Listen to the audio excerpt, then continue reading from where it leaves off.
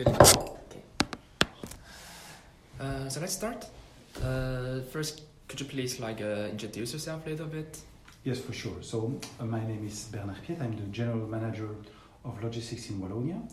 So just a few words about the organization. Our organization is a competitive cluster. It means that our organization is an association with companies. So we have around 340 members.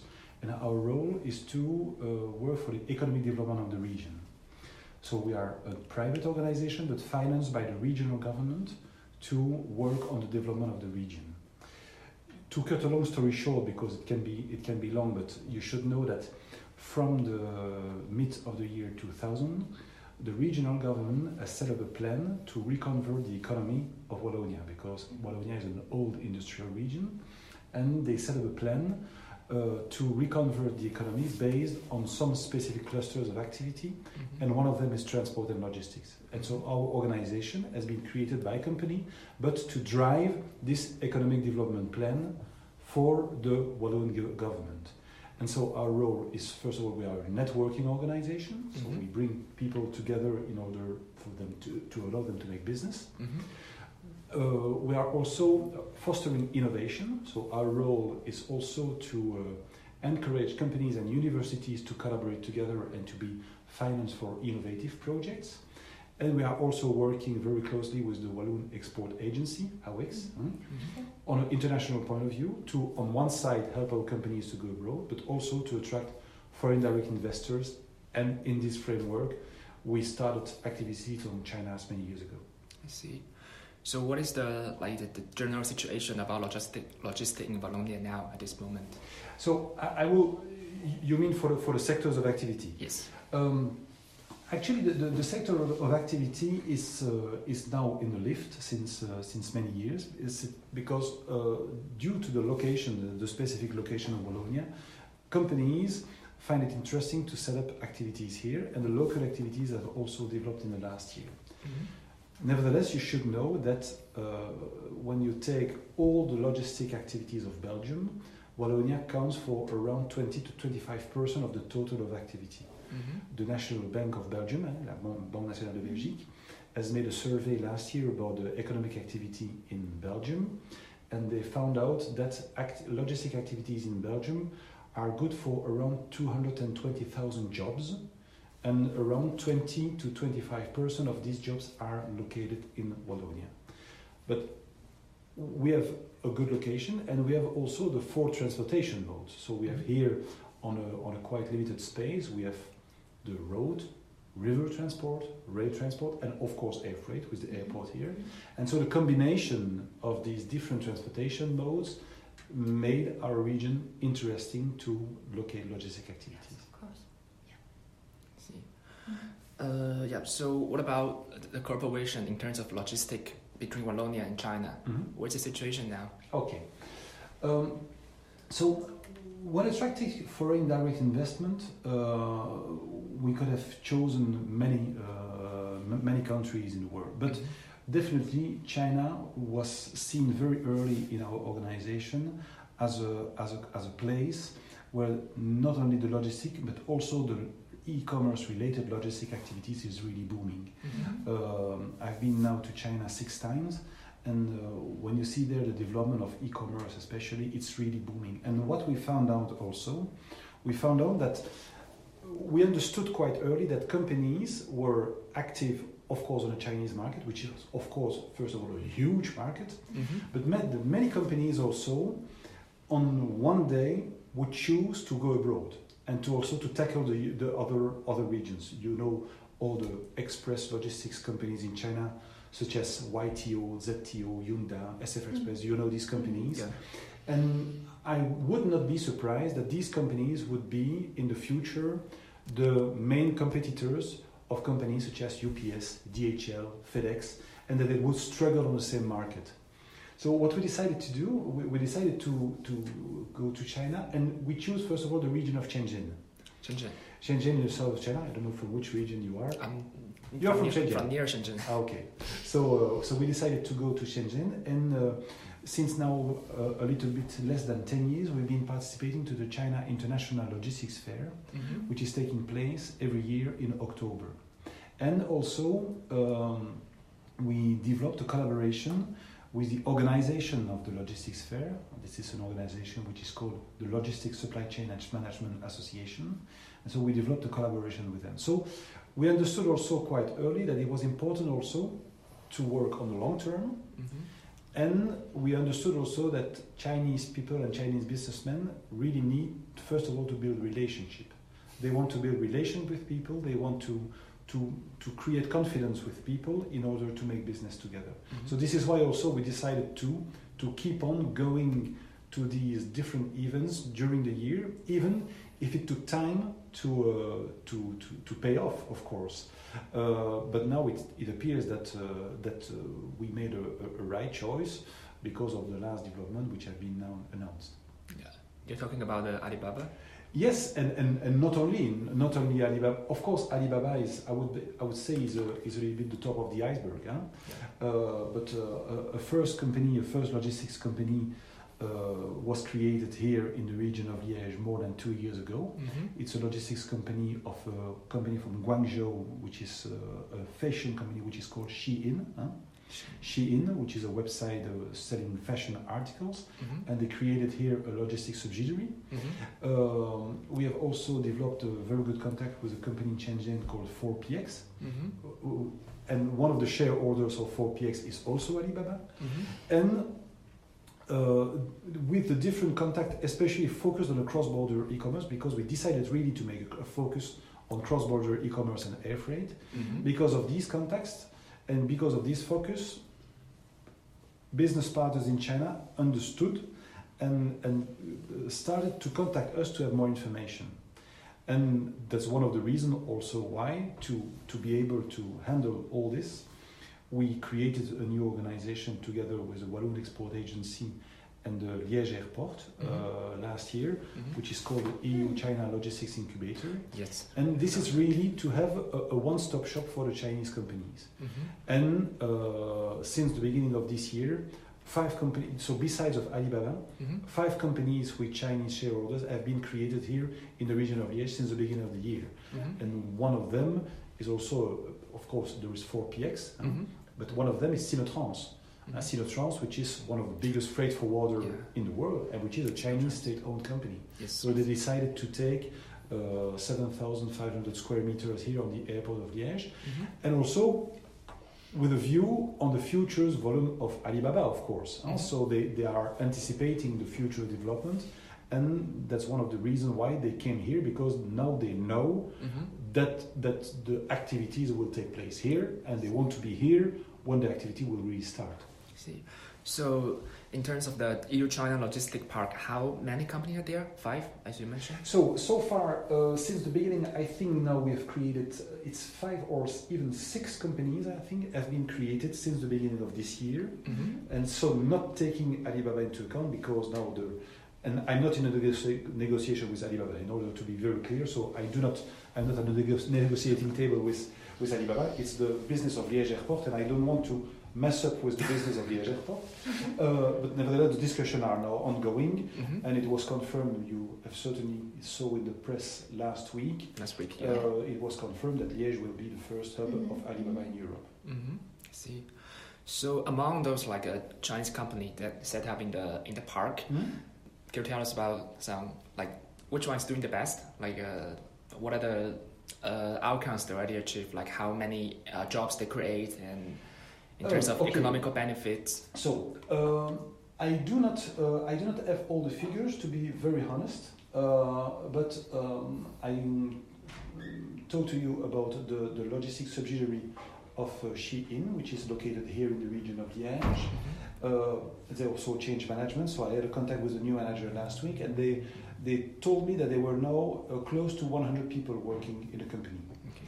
There is another company which is called ECDC Logistics, which is also created by Chinese shareholders, and I think that there are around between 30 and 40 people working. So we are actually now at the beginning phase, but we have very good expectation that it will rise in the future, because companies have been created this year are not really active, are not active yet. If you go 2 kilometers away, that zone in that area, you will see the building with the logo of 4PX, but the activity has not really started yet. But the building is nearly ready, so they will start. It's very soon. So it's a little bit early to give you exact figures on how many jobs have been created. But it's a snowball effect, because new connections also have been created also with airlines. Now there are more Chinese cities which are connected with the airport of Liège since all these developments. So now there is a 3 times a week a connection with Wuhan. There is also a connection with Hangzhou, the city of Alibaba, as you know. There is also a connection with Urumqi. So there are more and more cities now which are connected.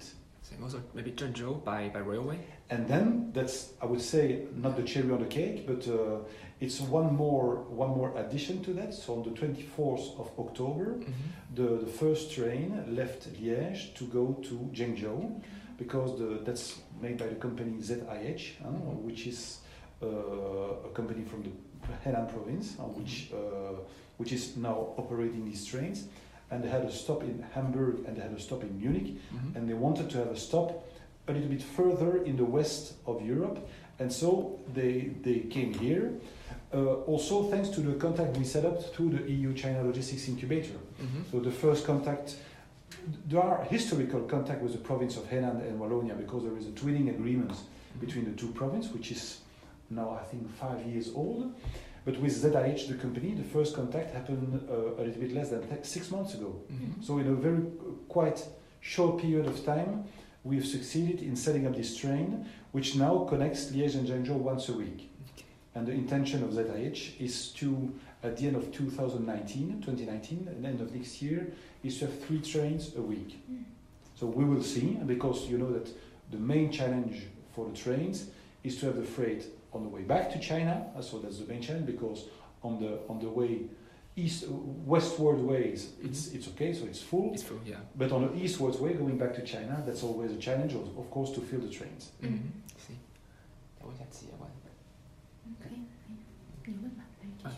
Okay. Yeah. So about the train, all the goods transferred from China to Europe. Like, what are the things that has been transferred most? Frankly speaking, I do not know. I really don't know. I suppose that there are some electronic products and these kind of, because I'm sure you know a little bit about the project of the trains, and the trains create an alternative between the price of the sea freight, because sea freight is relatively cheap, but it takes 5 to 6 weeks to bring the goods from China to Europe, and the price of the air freight, because air freight is of course very fast but very expensive. And so the train transport creates really an alternative between these two kind of transport. So this is an extra asset for the attractiveness of the region. I know that on the way back from Liège to China, they brought some food products, some cosmetics, and some automotive parts also for the automotive industry. Like, do you or your family or people around you use a lot of like products from China imported? Frankly, I have to be honest, I personally do not shop a lot online. So, but you know, Chinese products have been so common in our daily life. So my phone is a Huawei. So the Chinese products, and also the quality of Chinese products has risen also in the last years. So China is no longer a synonym of only counterfeit products, of only synonym of low quality products. So there are more and more products which are now in our daily life, and we don't even pay attention to these kind of products. So the question is that, is it necessary to bring all these products from China to Europe? Can we have European products? I think that's a very common maybe criticize or question about that's something we hear, but my conclusion on a personal point of view is that Chinese companies want to come to the European market. Mm-hmm. And another challenge for us is also to sell European products on China, Mm-hmm. because there is now a middle class of people who want Mm-hmm. in China to buy European products because they like European products, they like the quality of European products. Mm-hmm. So, of course, China is not a total free economy. So we know the situation, and there are also some criticism that the trade conditions are not always fair between Europe and China. But nevertheless, there is a need now in China for European products. So I think that's also a good opportunity Mm-hmm. for European companies to be able to sell their products on the Chinese market. What kinds of products would a Chinese customer be interested in from Europe? I think they are nearly interested in everything, basically.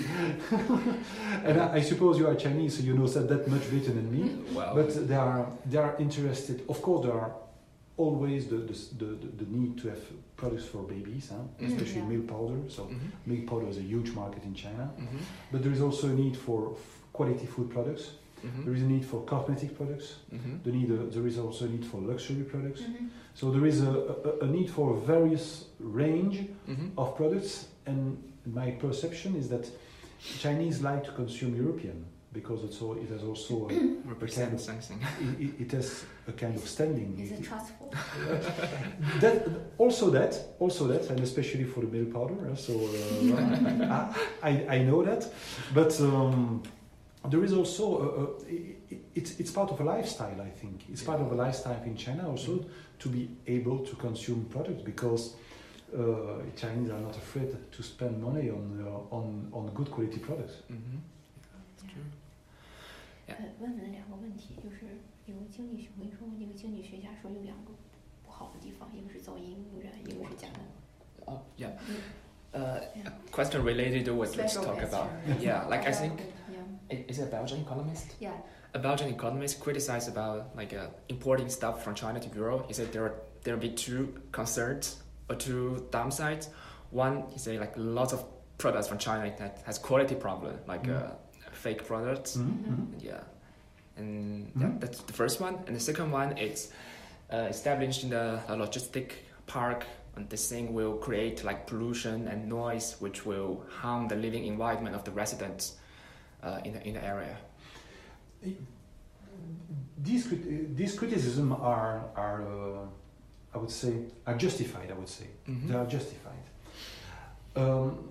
What I think on one side concerning products, I think that if a company intends to sell only counterfeit products of low quality products, I don't think they will survive in the long run. Mm-hmm. It will be quick money. Mm-hmm. Maybe they can do a lot of money very quick, but it depends. If they want to make business in the long run, I don't think it will be sustainable, because also that's true that Europeans are maybe more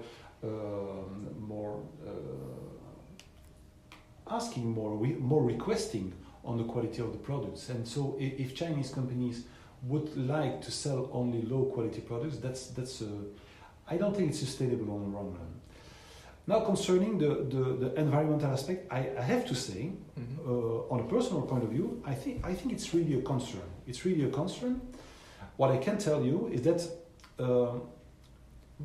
Chinese companies now want to serve the European market. That's for sure. And concerning our regions, if they don't come here, they will go somewhere else in Europe. That's for sure. And if they don't come here, maybe they will go to France, maybe they will go to Germany, maybe they will go to the Netherlands, maybe they will go to UK. I don't know. Even because of even with the Brexit, maybe they would consider to go to UK. So I think the Chinese companies want to come to Europe. The question is, how can we collaborate together in order to ensure the development of this company also in a sustainable way? And I can tell you that on the logistic point of view, there is a huge concern about environmental aspect. I will just give you an example. We set up a program here at Logistics in Wallonia. We set up a program now more than 5 years ago, which is called Lean and Green. And this program, the aim of this program is to help companies to lower the CO2 emissions, or to master, to be able to monitor the CO2 emissions. And what we try to do, we try with these companies to help them to set up an action plans to reduce their CO2 emission by 20% in 5 years' time. So the meaning is to take a year of reference. You say, okay, I will take my data of 2017, for instance. I will see what are my activities, what I do, the number of kilometers, for instance, the fuel consumptions, maybe the quality of the trucks, because you have some norms on the trucks which are called the Euro norms, and some trucks, if the norm is higher, the trucks emits less CO2, and the company can make an action plan and say, okay, I'm starting in 2017, in 2022, I want to lower my CO2 emissions. So this is a major concern, and there is something we should never forget also, is that logistics is a weird business, it's a weird activity, because also it follows our consumption habits. So as a consumer also, we have also responsibility on how we want to consume. If I told you I'm not an addict of e-commerce, for instance, and I prefer to go to the shop next door. That's my choice. So if I would be an addict of e-commerce, maybe all the products that I would buy would come from China, and I would take also a part of the responsibility of the pollution. But there have been major efforts have been done also with airlines, with the aircraft, for instance, and the consumption emission of aircraft. That's not an ideal world, I know it, but there have been a lot of efforts which have been done in the last year to lower the impact of the logistic activities.